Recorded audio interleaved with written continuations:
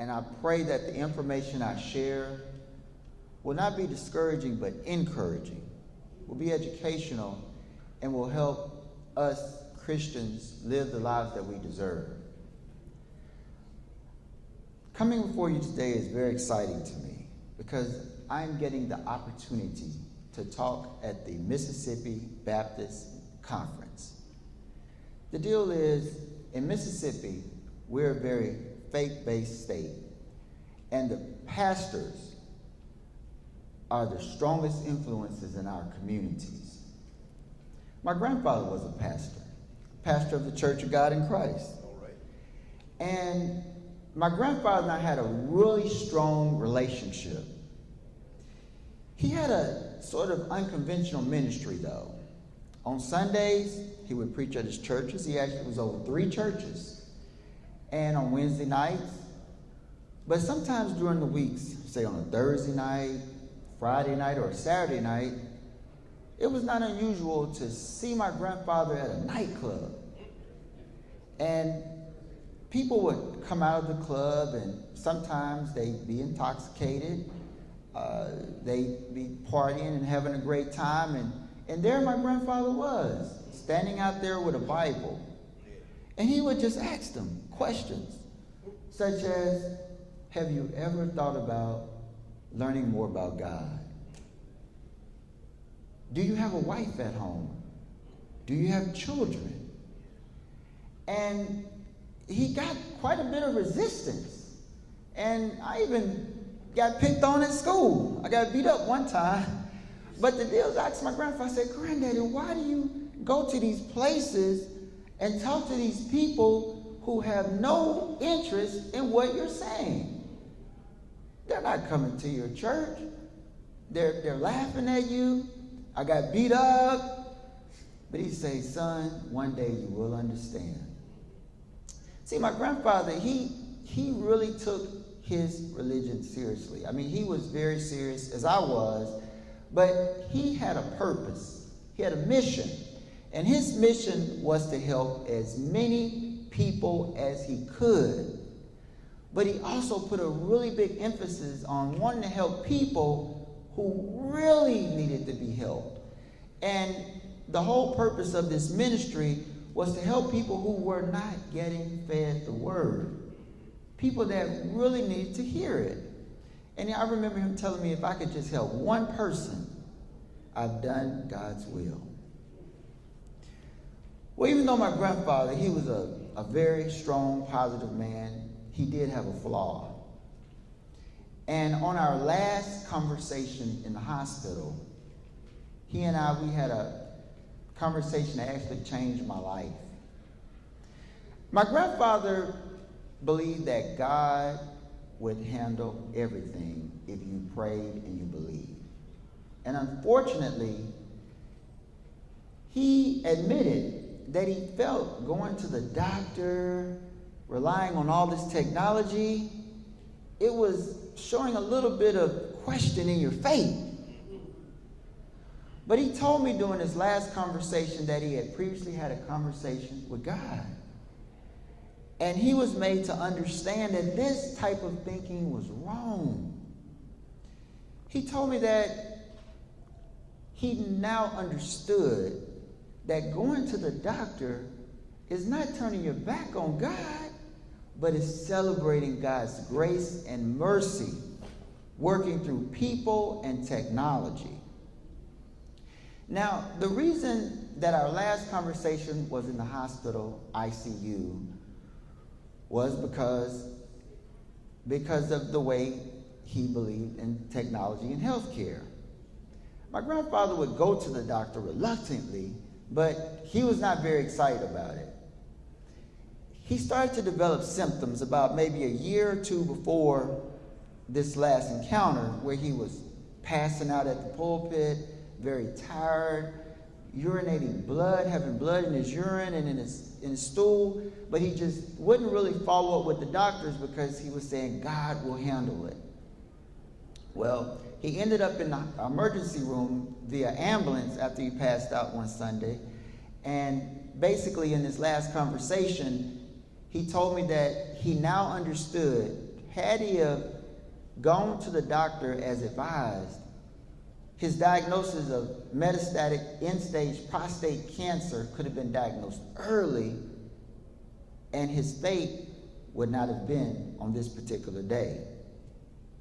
Now, I'm going to regress from my grandfather for a second and talk about another scenario of a man that I admired very much from my hometown. This gentleman was a professor, and he was one of my mentors. And he and his wife, they were in Jackson, Mississippi, where my practice is right outside of Jackson. And they were in the North Park Mall, and they were just shopping. And he saw a little sign. I have a little sign in the mall, and he said, let me go check Tim out. So he came around to my clinic, which is right around from the mall, and he walked in. I remember just like yesterday, they said, Dr. Quinn, such and such is in the lobby. And what? So I walked out there, and he said, Tim, what's going on? You know, and he just all loud, but that's just him. That's what he is. And I was like, come on in, you know. And he said, I just had to come check you out because, you know, I heard you were a doctor. I just had to come see it for real. And he actually made a joke. He said, I know there's got to be a God if you're a doctor. But that was true, though, because, you know, I didn't do very well in high school, and he knew that the only way I could be a doctor, God had to intervene. But the deal is, I encouraged him. I said, hey, well, when is the last time you had a physical? And he said, well, you know, I don't need a physical. I feel good. I'm healthy. I said, let's go ahead and get a physical. And his wife said, go and get a physical. So he got the physical. Everything was good. He said, I'm not taking my pants off. I said, you don't take your pants off. We'll do everything in the blood. So we did the physical, and I didn't find anything wrong that particular day. His labs were sent to the lab, though, so I would get the results the following week. Well, about a week later, I did get the results. And unfortunately, his PSA, which is the prostate-specific antigen test in the blood, was slightly elevated. So I called him. I said, hey, look, I've already made arrangements for you to come back to Jackson and have an appointment with a particular doctor at St. Dominic's, which is a hospital here. And he's going to follow up and find out, what your prognosis is. And he came back to Jackson. He saw this particular doctor, and he was informed that he did have prostate cancer. They did a biopsy. But they followed up with radiological tests, and basically the cancer didn't have an opportunity to spread because it was diagnosed early, before he had any symptoms at all, through a timely screening diagnosis. So to go back to my grandfather, in this last conversation, he told me, he looked at me, and he said, Tim, my death is not going to be in vain. Because he said, I want you to allow God to use you, to be a seed, to go out just like I did. Leave the comfort and convenience of your little doctor's office, just like I left the comfort and convenience of my church. And go out into the community and talk to people that are not going to the doctor. You'll have to go to where they are. That's why I'm so excited about today to talk at the Mississippi State Baptist Convention, because before me I have the leaders of our community all throughout the state of Mississippi. And what I pray is that you all will take this information into great consideration and go back to your churches and talk to your men. And if you have men that are over the age of 40, ask them to raise your hand if you've gone and got your prostate checked. And if you haven't, encourage them to go be checked and be screened and work with your church. You have nurses, let them address the congregation. But the most important thing is to reassure your congregation that going to the doctor is not turning your back on God. Not having questioned and if you believe in God's grace and miracles. But going to the doctor is celebrating God's mercy today, allowing His grace, His miracles to work through people and technology so that men can be diagnosed early, and if they have a problem, they can be cured. I thank you all very much for allowing me to come before you all, and after this is over now, when y'all get your next break, I want you all to go out into the hall. They're going to be having screenings by LabCorp, where you can go and actually get your blood drawn today for your PSA level. And you want to know the best part? It's free. But I got a better part. For my men, you can keep your pants on. So we're going to look for you at the prostate-specific antigen table. It's through LabCorp. And we'll receive your information, but you have to give us a good address and phone number, and you'll be contacted with your results so you can follow up. But if your prostate is elevated and it's diagnosed early, your life can be saved. Thank you very much.